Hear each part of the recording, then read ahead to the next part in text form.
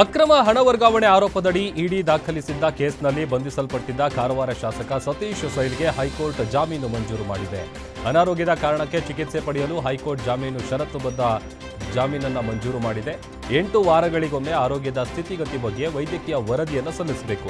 Prosecution ಸಾಕ್ಷ್ಯದ ಮೇಲೆ ಪ್ರಭಾವ ಬೀರಬಾರದು ಎಂಬುದು ಸೇರಿದಂತೆ 5 ಲಕ್ಷ ಮೊತ್ತದ ವೈಯಕ್ತಿಕ ಬಾಂಡ್ ಹಾಗೂ ಒಬ್ಬರ ಶ್ಯೂರಿಟಿ ಪಡೆದು ಷರತ್ತುಬದ್ಧ ಜಾಮೀನು ನೀಡಿ ಹೈಕೋರ್ಟ್ ಆದೇಶಿಸಿದೆ.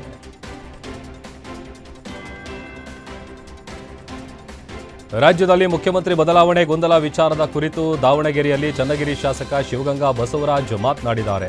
ಸಿಎಂ ಬದಲಾವಣೆ ವಿಚಾರ ಒಪ್ಪಂದ ಆಗಿದೆಯೋ ಇಲ್ವೋ, ಆಗಿದ್ರೆ ಆಗಿದೆ ಅಂತ ಹೇಳಿ, ಆಗಿಲ್ಲ ಅಂದ್ರೆ ಆಗಿಲ್ಲ ಅಂತ ಹೇಳಿ. ಸಿದ್ದರಾಮಯ್ಯ ಅವರೇ ಮುಂದುವರಿತಾರೆ ಅನ್ನೋದಾದ್ರೆ ನಾನು ಸ್ವಾಗತ ಮಾಡ್ತೀನಿ. ನಾನು ಡಿಕೆ ಶಿವಕುಮಾರ್ ಹೆಸರಲ್ಲಿ ಪ್ರಮಾಣ ವಚನ ತೆಗೆದುಕೊಂಡವನು. ಅವರು ಸಿಎಂ ಆಗಲಿ ಅನ್ನೋ ಆಸೆ ನನಗೂ ಇದೆ. ಸದ್ಯದಲ್ಲೇ ಡಿಸಿಎಂ ಡಿಕೆ ಶಿವಕುಮಾರ್ ಅವರನ್ನ ಹೈಕಮಾಂಡ್ ದೆಹಲಿಗೆ ಕರೆಸಿಕೊಳ್ಳುವ ಸಾಧ್ಯತೆ ಇದೆ. ಆದಷ್ಟು ಬೇಗ ಹೈಕಮಾಂಡ್ ಈ ಗೊಂದಲ ಬಗೆಹರಿಸಬೇಕು ಅಂತ ಮನವಿ ಮಾಡಿದ್ದಾರೆ. ನಮ್ಮನ್ನೇನು ಕರೆದಿಲ್ಲ, ಮುಖ್ಯಮಂತ್ರಿ ಉಪಮುಖ್ಯಮಂತ್ರಿಗಳು ಕರೀತಾರೆ ಅಂತ ಹೇಳಿದ್ರು. ಸೆಕೆಂಡಿಗೆ ಅಂತ ಹೇಳಿದ್ರು. ಸದನ ಮುಂದುವರೆದ್ರಿಂದ ಮತ್ತೊಮ್ಮೆ ಡೇಟ್ ಕರಿಬಹುದು ಅನ್ನೋದು ಕಾಯ್ತಾ ಇದೆ. ಡೇಟ್ ಇನ್ನು ಫಿಕ್ಸ್ ಆಗಿರಕ್ಕ ಯಾವ ಕಾರಣಕ್ಕೆ ಗೊತ್ತಿಲ್ಲ, ಯಾವ ವಿಷಯ ಗೊತ್ತಿಲ್ಲ. ನಿಮ್ಮಲ್ಲಿ ಏನು ಮುಖ್ಯಮಂತ್ರಿ ಗೊಂದಲ ಇತ್ತು, ನಾವೇನು ಮಾಧ್ಯಮದಲ್ಲಿ ನಿಮಗೆಲ್ಲ ಹೇಳಿಕೆ ಕೊಡ್ತಾ ಇದ್ವಿ. ಆ ಒಂದು ಹೇಳಿಕೆ ಕೊಡ್ತಾ ಇದ್ವಲ್ಲ, ಅದಕ್ಕೊಂದು ಇತ್ಯರ್ಥ ಆಡಬೇಕು ಹೈಕಮಾಂಡ್ ಅಂತ ನಾವೇನು ಪದೇ ಪದೇ ಹೇಳ್ತಾ ಇದ್ವಲ್ಲ, ಆ ವಿಷಯವಾಗಿ ಇರ್ಬೋದು ಅಂತ ನಮ್ಮ ಒಂದು ಅನಿಸಿಕೆ. ಅದು ಹೋದ್ಮೇಲೆ ಗೊತ್ತಾಗ್ತದೆ ಯಾವ ವಿಷಯ. ನಮ್ಮನ್ನೇನು ಕರೆದಿಲ್ಲ, ಮುಖ್ಯಮಂತ್ರಿ ಉಪಮುಖ್ಯಮಂತ್ರಿಗಳು ಕರೀತಾರೆ ಅಂತ ಹೇಳಿದ್ರು. ಸೆಕೆಂಡಿಗೆ ಅಂತ ಹೇಳಿದ್ರು. ಸದನ ಮುಂದುವರೆದ್ರಿಂದ ಮತ್ತೊಮ್ಮೆ ಡೇಟ್ ಕರಿಬಹುದು ಅನ್ನೋದು ಕಾಯ್ತಾ ಇದೆ. ಡೇಟ್ ಇನ್ನು ಫಿಕ್ಸ್ ಆಗಿರಕ್ಕ ಯಾವ ಕಾರಣಕ್ಕೆ ಗೊತ್ತಿಲ್ಲ, ಯಾವ ವಿಷಯ ಗೊತ್ತಿಲ್ಲ. ನಿಮ್ಮಲ್ಲಿ ಏನು ಮುಖ್ಯಮಂತ್ರಿ ಗೊಂದಲ ಇತ್ತು, ನಾವೇನು ಮಾಧ್ಯಮದಲ್ಲಿ ನಿಮಗೆಲ್ಲ ಹೇಳಿಕೆ ಕೊಡ್ತಾ ಇದ್ವಿ. ಆ ಒಂದು ಹೇಳಿಕೆ. ವಿಧಾನಸಭೆಯಲ್ಲಿ ಶಾಸಕ ಶಿವಲಿಂಗೇಗೌಡ ವೈಯಕ್ತಿಕ ನಿಂದನೆ ಮಾಡಿದ ವಿಚಾರಕ್ಕೆ ಸಂಬಂಧಪಟ್ಟಂತೆ ಚಿಕ್ಕಬಳ್ಳಾಪುರದಲ್ಲಿ ಶಾಸಕ ಎಸ್ಆರ್ ವಿಶ್ವನಾಥ್ ಕಿಡಿಕಾರಿದ್ದಾರೆ. ಶಿವಲಿಂಗೇಗೌಡ ಮಾನಸಿಕ ಸ್ಥಿಮಿತ ಕಳೆದುಕೊಂಡಿದ್ದು ಮಂತ್ರಿಯಾಗಬೇಕು ಎನ್ನುವ ಕಾರಣಕ್ಕೆ ಆರ್ಎಸ್ಎಸ್ನ ಬೈತಾರೆ. ಆರ್ಎಸ್ಎಸ್ ಬಯೋದ್ರಿಂದ ಪ್ರಿಯಾಂಕ್ ಖರ್ಗೆ ಡಿಸಿಎಂ ಆಗ್ತಾರೆ ಅಂದ್ಕೊಂಡಿದ್ದಾರೆ. ನಾವು ಸದನದಲ್ಲಿದ್ದಾಗ ನಮಗೆ ಏನೂ ಕೇಳಿಸ್ಲಿಲ್ಲ, ಕೇಳಿಸಿದ್ರೆ ಅದರ ಕತೆ ಬೇರೆ ಇರ್ತಾ ಇತ್ತು. ಸೋಷಿಯಲ್ ಮೀಡಿಯಾದಲ್ಲಿ ಶಿವಲಿಂಗೇಗೌಡರಿಗೆ ಛೀಮಾರಿ ಹಾಕ್ತಿದ್ದಾರೆ. ಮುಂದಿನ ದಿನಗಳಲ್ಲಿ ಶಿವಲಿಂಗೇಗೌಡರು ಅದರ ಪರಿಣಾಮ ಎದುರಿಸಲಿದ್ದಾರೆ ಅಂತ ಹೇಳಿದ್ದಾರೆ. ಮಾನಸಿಕವಾದಂಥ ಸೀಮಿತವನ್ನು ಶಿವಲಿಂಗೇಗೌಡರು ಕಳ್ಕೊಂಡಿದ್ರು ಅಂತ ಅನಿಸ್ತದೆ ನಮಗೆ. ಯಾಕಂದರೆ ನಾವು ಬಾವಿಯಲ್ಲಿ ಇದ್ದಿದ್ದರಿಂದ ಆ ಸಂದರ್ಭದಲ್ಲಿ ಅವ್ರು ಏನು ಬೈದ್ರು ನಮಗೂ ಗೊತ್ತಾಗಲಿಲ್ಲ. ಹೊರಗಡೆ ಹೋಗಿ ಮಾಧ್ಯಮಗಳಲ್ಲಿ ನೋಡಿದ್ಮೇಲೆ ಗೊತ್ತಾಗಿರ್ತಕ್ಕಂಥದ್ದು. ಅದಾದಮೇಲೆ ಮಧ್ಯಾಹ್ನ ಮೇಲೆ ನಾವು ಕೂಡ ಸಾಕಷ್ಟು ಗಲಾಟೆಗಳನ್ನು ಕೂಡ ನಾವು ಮಾಡಿದ್ದೀವಿ. ಸೊ ಅವ್ರಿಗೇನು ಅಂದರೆ ಮಂತ್ರಿ ಆಗ್ಬೇಕು ಅರ್ಜೆಂಟು. RSSನ ಬೈದರೆ ಮಂತ್ರಿ ಮಾಡ್ತಾರೆ ಅಂತೇಳಿ ಅವ್ರ ತಲೆಯಲ್ಲೈತೆ. ಪ್ರಿಯಾಂಕಾ ಖರ್ಗೆ ಅವರು ಅದೇನೆ, RSSನ ಬೈದು ಅವ್ರು ಉಪಮುಖ್ಯಮಂತ್ರಿ ಆಗಬೇಕು. ಸಿದ್ದರಾಮಯ್ಯ RSSನ ಬೈದು ಮುಖ್ಯಮಂತ್ರಿ ಕಂಟಿನ್ಯೂ ಆಗಬೇಕು. ಸೊ ಈ ಥರದವರ ತಲೆಯಲ್ಲಿ ಬಂದಿರತಕ್ಕಂಥದ್ದು, ಇದನ್ನು ನಾವು ಸಹಿಸೋಕ್ಕಾಗೋದಿಲ್ಲ. ಮಾನಸಿಕವಾದಂಥ ಸೀಮಿತ. ಮಾಲೂರು ಶಾಸಕ KY ನಂಜೇಗೌಡಗೆ ಸುಪ್ರೀಂ ಕೋರ್ಟ್ ಗುಡ್ ನ್ಯೂಸ್ ಕೊಟ್ಟಿದೆ. ಮತ ಎಣಿಕೆಯಲ್ಲಿ ಲೋಪವಾಗಿದೆ ಎಂದು ಕೋರ್ಟ್ ಮೆಟ್ಟಿಲೇರಿದ ಬಿಜೆಪಿ ಅಭ್ಯರ್ಥಿ ಮಂಜುನಾಥ ಗೌಡಗೆ ಮುಖಭಂಗ ಆಗಿದೆ. ಸುಪ್ರೀಂ ಆದೇಶದ ಮೇರೆಗೆ ಮರು ಮತದಾನ ನಡೆದಿದ್ದು ಈ ವೇಳೆಯೂ ನಂಜೇಗೌಡರೇ ಗೆಲುವು ಸಾಧಿಸಿದ್ದಾರೆ. 2023ರಲ್ಲಿ ಬಿಜೆಪಿ ಅಭ್ಯರ್ಥಿ ವಿರುದ್ಧ ನಂಜೇಗೌಡ ಕೇವಲ 248 ಮತಗಳ ಅಂತರದಲ್ಲಿ ಗೆಲುವು ಸಾಧಿಸಿದ್ರು. ಈ ವೇಳೆ ಲೋಪ ಆಗಿದೆ ಅಂತ ಬಿಜೆಪಿ ಅಭ್ಯರ್ಥಿ ಆರೋಪ ಮಾಡಿದ್ರು. ಆದ್ದರಿಂದ ಚುನಾವಣಾ ಆಯೋಗ ರೀಕೌಂಟಿಂಗ್ ನಡೆಸಿ ಬಳಿಕ ಫಲಿತಾಂಶವನ್ನ ಮುಚ್ಚಿದ ಲಕೋಟೆಯಲ್ಲಿ ಸುಪ್ರೀಂಗೆ ಸಲ್ಲಿಸಿತ್ತು. ಇಂದು ನಂಜೇಗೌಡರ ಪರವಾಗಿಯೇ ಫಲಿತಾಂಶ ಬಂದಿದ್ದು ನಂಜೇಗೌಡ ಸುಪ್ರೀಂ ಕೋರ್ಟ್ಗೆ ಧನ್ಯವಾದ ತಿಳಿಸಿದ್ದಾರೆ. ವಿವಾಹಿತ ಮಹಿಳೆಯ ಮನೆಗೆ ನುಗ್ಗಿ ಜಿಲ್ಲಾ ಯೂತ್ ಕಾಂಗ್ರೆಸ್ ಮಾಜಿ ಅಧ್ಯಕ್ಷರೊಬ್ಬರು ಸಾರ್ವಜನಿಕರಿಂದ ಧರ್ಮದೇಟು ತಿಂದಂತಹ ಘಟನೆ ಚಿಕ್ಕಮಗಳೂರಿನಲ್ಲಿ ಮಧ್ಯರಾತ್ರಿ ನಡೆದಿದೆ. ಶಂಕರಪುರ ಬಡಾವಣೆಯ ಬೆಲ್ಟ್ ರಸ್ತೆಯಲ್ಲಿರುವ ಮನೆಯೊಂದರಲ್ಲಿ ಘಟನೆ ನಡೆದಿದ್ದು, ಮಹಿಳೆ ಜೊತೆಗಿದ್ದ ಜಿಲ್ಲಾ ಯೂತ್ ಕಾಂಗ್ರೆಸ್ ಮಾಜಿ ಅಧ್ಯಕ್ಷ ರಾಯಲ್ ಶರೀಫ್ಗೆ ಯುವಕರು ಥಳಿಸಿದ್ದಾರೆ. ಮಹಿಳೆಯ ಪತಿ ಕೀರ್ತಿ ಮತ್ತು ಅವರ ನಡುವೆ ಗಲಾಟೆ ನಡೆದಿದೆ. ಈ ವಿಷಯ ತಿಳಿದ ಸ್ಥಳೀಯ ಯುವಕರು ಮನೆಯೊಳಗೆ ನುಗ್ಗಿ ರಾಯಲ್ ಶರೀಫ್ಗೆ ಹಿಗ್ಗಾಮುಗ್ಗಾ ಥಳಿಸಿದ್ದಾರೆ. ಈ ಹಲ್ಲೆಯ ವಿಡಿಯೋಗಳು ಸದ್ಯ ಸೋಷಿಯಲ್ ಮೀಡಿಯಾಗಳಲ್ಲಿ ವೈರಲ್ ಆಗಿದೆ.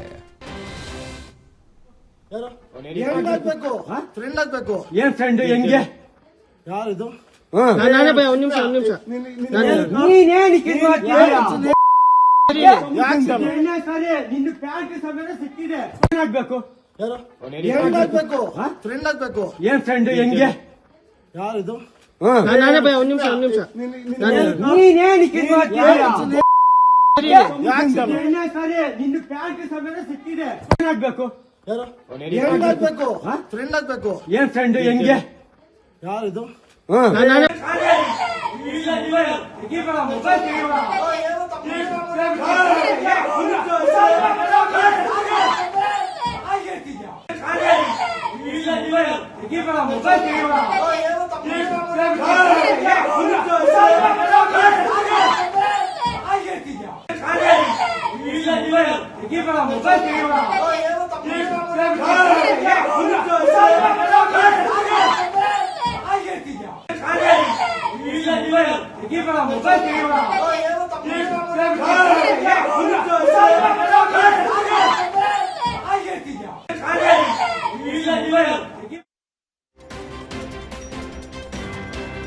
ಸರ್ಕಾರಿ ವೈದ್ಯನೊಬ್ಬ ಖಾಸಗಿ ಆಸ್ಪತ್ರೆಯಲ್ಲಿ ಚಿಕಿತ್ಸೆ ನೀಡಿ ಅಕ್ರಮ ನಡೆಸಿರುವ ಘಟನೆ ಬೆಳಗಾವಿ ಜಿಲ್ಲೆಯ ರಾಮದುರ್ಗ ಪಟ್ಟಣದಲ್ಲಿ ಬೆಳಕಿಗೆ ಬಂದಿದೆ. ಎಲುಬು ಕೀಲು ತಜ್ಞರಾಗಿರುವ ಎಂಬಿ ತಡಹಾಳ ಎಂಬ ಸರ್ಕಾರಿ ವೈದ್ಯ ಸರ್ಕಾರಿ ಆಸ್ಪತ್ರೆಗೆ ಚಕ್ಕರ್ ಹೊಡೆದು ಖಾಸಗಿ ಆಸ್ಪತ್ರೆಗಳಲ್ಲಿ ರೋಗಿಗಳಿಗೆ ಚಿಕಿತ್ಸೆ ನೀಡಿ ಸರ್ಕಾರಿ ಆಸ್ಪತ್ರೆಯಲ್ಲಿ ನಿರಂತರ ಗೈರು ಹಾಜರಾಗಿ ಅಕ್ರಮ ಎಸಗ್ತಾ ಇದ್ದಾನೆ.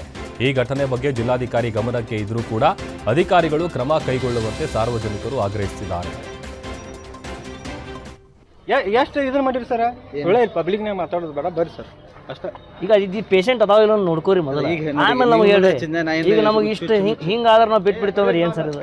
ನೀವು ಮಾತಾಡೋದು ನಿಮ್ದು, ಯಾಕಂದ್ರೆ ನೀವು ಪಬ್ಲಿಕ್ಗೆ ಸರ್ವಿಸ್ ಕೊಡ್ಬೇಕು ಬೇಡ ಸರ್. ಹಿಂಗಾದ್ರೆ ಏನಾಯ್ತು ಅಲ್ಲ ಸರ್, ನಿಮ್ಮ ಪದ್ಧತಿ ಅಲ್ಲದ. ಮೊದಲು ಸರ್ಕಾರದಾಗ ನೋಡ್ರಿ, ಆಮೇಲೆ ನೋಡ್ರಲ್ಲ. ಎಷ್ಟು ಇದ್ರ ಮಾಡಿರಿ ಸರ್? ಒಳ್ಳೆ ಪಬ್ಲಿಕ್ನಾಗ ಮಾತಾಡೋದು ಬೇಡ, ಬರ್ರಿ ಸರ್ ಅಷ್ಟೇ.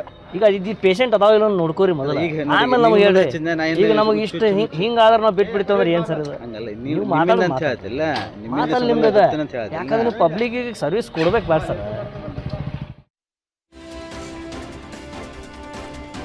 SC ST ವಿದ್ಯಾರ್ಥಿಗಳಿಂದ PhD ಥೀಸಸ್ ಸುಟ್ಟು ಹಾಕಿ ಆಕ್ರೋಶ ವ್ಯಕ್ತಪಡಿಸಿರುವಂತಹ ಘಟನೆ ಧಾರವಾಡದ ಕರ್ನಾಟಕ ವಿವಿ ಆವರಣದಲ್ಲಿ ನಡೆದಿದೆ. SC STಗೆ ಇರುವಂತಹ ಫೀಸನ್ನು ಈಗಾಗಲೇ ತುಂಬಿದ್ದು, ಇದೀಗ SC ST ಬದಲಾಗಿ ಜನರಲ್ ಫೀಸ್ ತುಂಬುವಂತೆ ಆಡಳಿತ ಮಂಡಳಿ ಸೂಚಿಸಿದೆ. 1350 ರೂಪಾಯಿ ಫೀಸ್ ಕಟ್ಟಿದ್ದ ವಿದ್ಯಾರ್ಥಿಗಳು ಇದೀಗ 2ನೇ ವರ್ಷಕ್ಕೆ ಜನರಲ್ ಶುಲ್ಕ 4000 ರೂಪಾಯಿ ಕಟ್ಟುವಂತೆ ವಿವಿ ಸೂಚನೆ ನೀಡಿರುವ ಹಿನ್ನೆಲೆ ಜನರಲ್ ಫೀಸ್ ಆದೇಶ ಹಿಂಪಡೆಯುವಂತೆ ಒತ್ತಾಯಿಸಿದ್ದಾರೆ.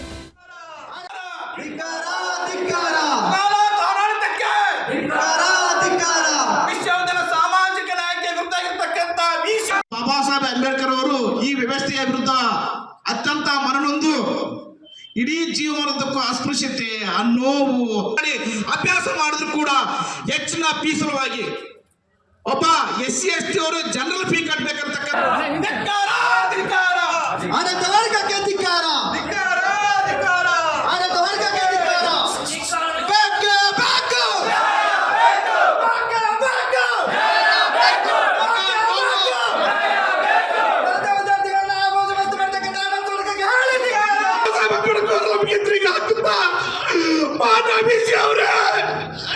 ನಮ್ಮ ಸಹೋದರಿ 6 ವರ್ಷಗಳ ಕಾಲ ಕಷ್ಟಪಟ್ಟು ರಾತ್ರಿಯಾಗಿ ಕೂಡ ತನ್ನ ಥೀಸಸನ್ನು ಸುಟ್ಟಿದ್ದಾರೆ. ದಯವಿಟ್ಟು ನಮ್ಮ ನ್ಯಾಯ ಹಾಕೋಣೆ. ಮಾನ್ಯ ಕರ್ನಾಟಕ ಸರ್ಕಾರದ ಉನ್ನತ ಶಿಕ್ಷಣ ಸಚಿವರೇ, ಸಿದ್ದರಾಮಯ್ಯ ಅವರೇ, ಸಾಮಾಜಿಕ ನ್ಯಾಯ, ಸಾಮಾಜಿಕ ರೈತರಿ, ನಿಮ್ಮ ಸಾಮಾಜಿಕ ಬ್ಯಾಂಕಿ ಬಿತ್ತು ಇಲ್ಲಿ SC ST ವಿದ್ಯಾರ್ಥಿಗಳು GMP ಕೊಡ್ತಾ ಇದ್ದಾರೆ.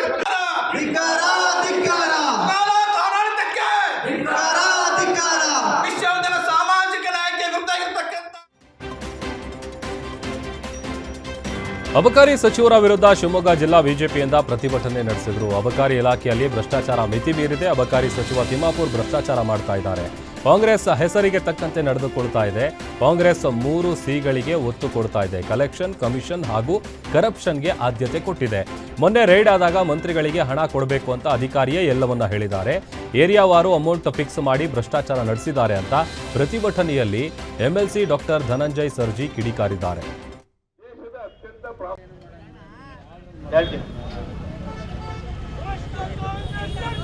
ಜಿಂದಾಬಾದ್ ಜಿಂದಾಬಾದ್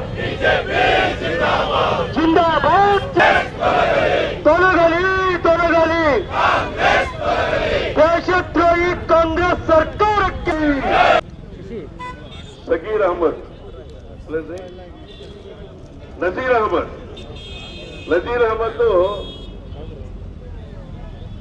ಈ ದೇಶದ ಅತ್ಯಂತ ಪ್ರಾಮಾಣಿಕ ದೇಶಭಕ್ತ.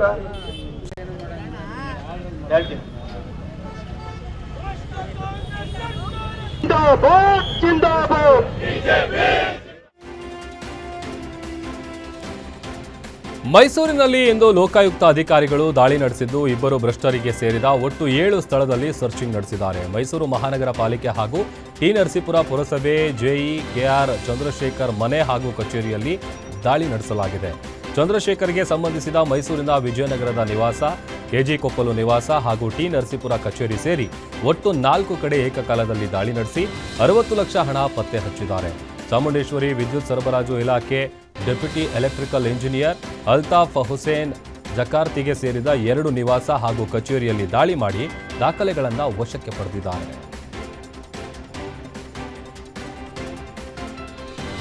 ಬೀದರ್ ಜಿಲ್ಲೆಯಲ್ಲಿ ಮೊಳಕೇರ ಸ್ಫೋಟ ಮಾಸುವ ಮುನ್ನವೇ ಮತ್ತೊಂದು ಅವಘಡ ಸಂಭವಿಸಿದೆ. ಹುಮನಾಬಾದ್ ಕೈಗಾರಿಕಾ ಪ್ರದೇಶದಲ್ಲಿ ಬೇಕಾಬಿಟ್ಟಿ ವೇಸ್ಟ್ ಕೆಮಿಕಲ್ ಸುರಿದಿರುವುದರಿಂದ ಬೆಂಕಿ ಅವಘಡ ಸಂಭವಿಸಿದೆ.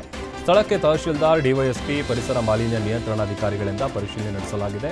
ಇನ್ನು ಹುಮನಾಬಾದ್ ಜನರ ಪಾಲಿಗೆ ಈ ಕೆಮಿಕಲ್ ಫ್ಯಾಕ್ಟರಿಗಳೇ ಕಂಟಕವಾಗಿದ್ದು ಅಧಿಕಾರಿಗಳು ಕ್ರಮ ಕೈಗೊಳ್ಳಬೇಕು ಅಂತ ಸಾರ್ವಜನಿಕರು ಆಗ್ರಹ ಮಾಡ್ತಾ ಇದ್ದಾರೆ.